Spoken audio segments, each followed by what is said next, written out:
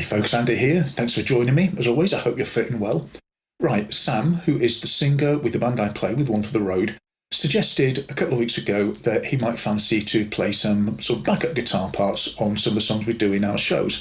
Sounds like a great idea, so he gave me his Les Paul to check over, do a service on, and I noticed that he doesn't have strap locks on it.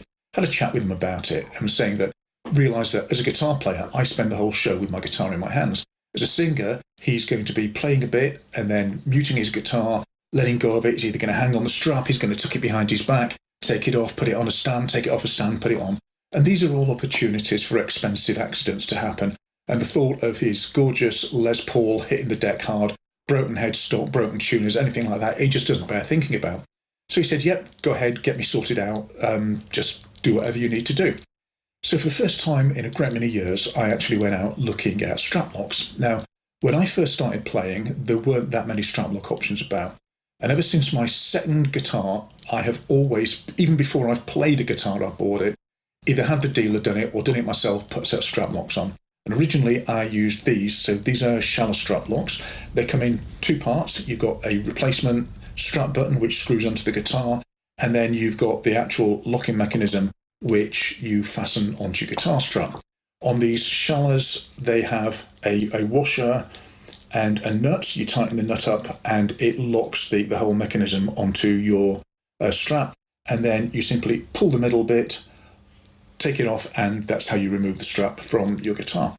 These worked absolutely great for me for a while, but one day I had a situation where this nut just worked a little bit loose. You know, as you're moving the motion of the strap, sort of twisting against it, worked it a little bit loose, and it came off, and I nearly dropped a guitar.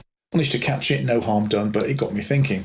So I went and changed allegiance, and I went over and bought a bunch of these things. Now, these are strap locks made by Dunlop. They're a similar idea. You get a strap button that fastens to the guitar, and you get the mechanism that goes onto the strap, but these fasten on with a big circlip.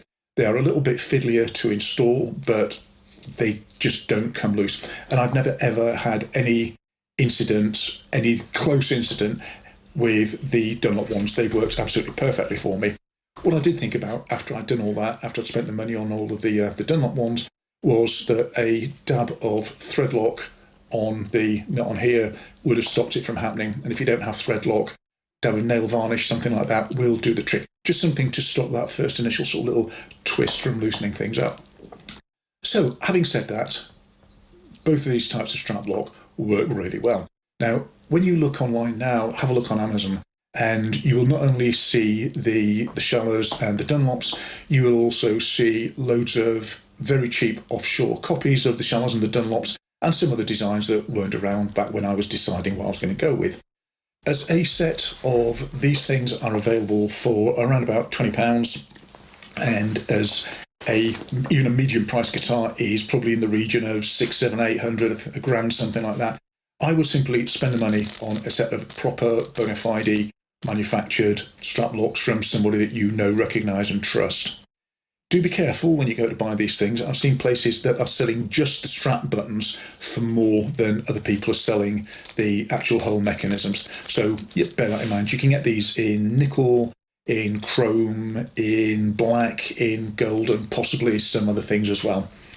So, downsides to these, well, for one thing, you have to put the special strap buttons on your guitar.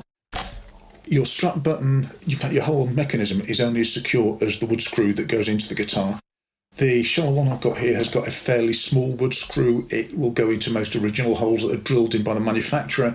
But I've got a feeling that some of the Dunlop ones I've had quite chunky screws, which is great for giving you a good strong join. But you've got to be careful putting a wide screw into a narrow hole. You may run the risk of splitting the wood, and you may want to actually just pass a fine drill in there to open things out a little bit, just to make that easier. I always wax up the screw threads before I install them, just to help them glide in, and it helps avoid incidents and accidents.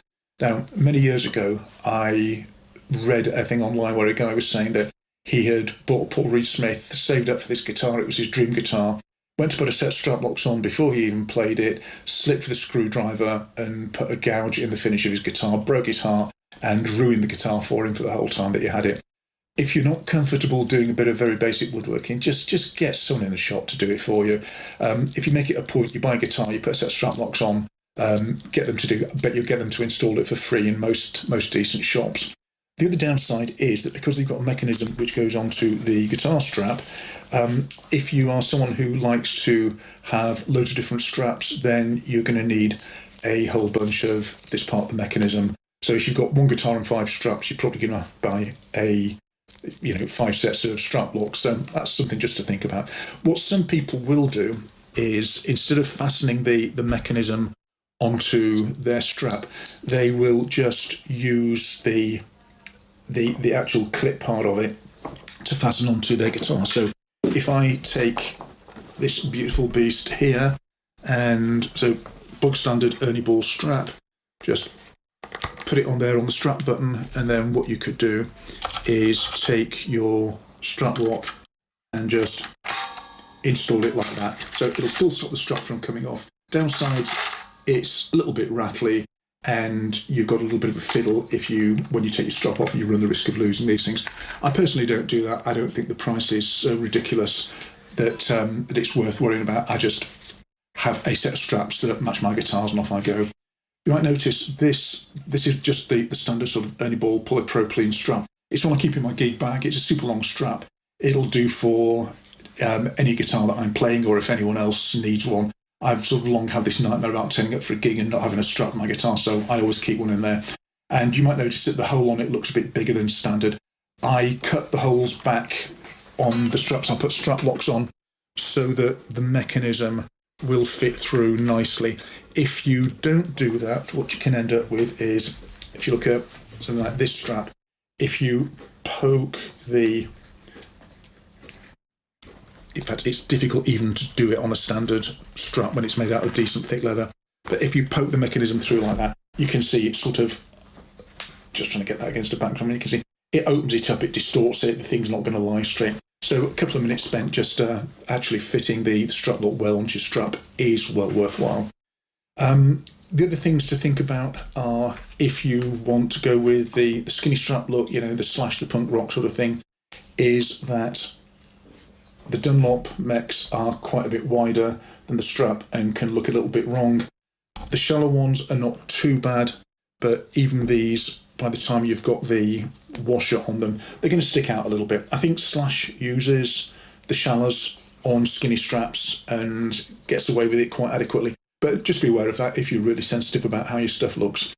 Right, there is another issue, which is if you have a valuable or a vintage guitar, you probably don't want to be going out and taking a screwdriver to it, drilling extra big holes in it, and changing out vintage hardware. So what can you do?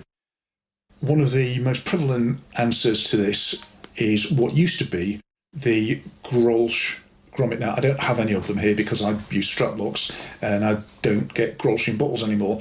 But Grolsch beer used to come in a bottle, and it had a removable cork with a little wire mechanism on top.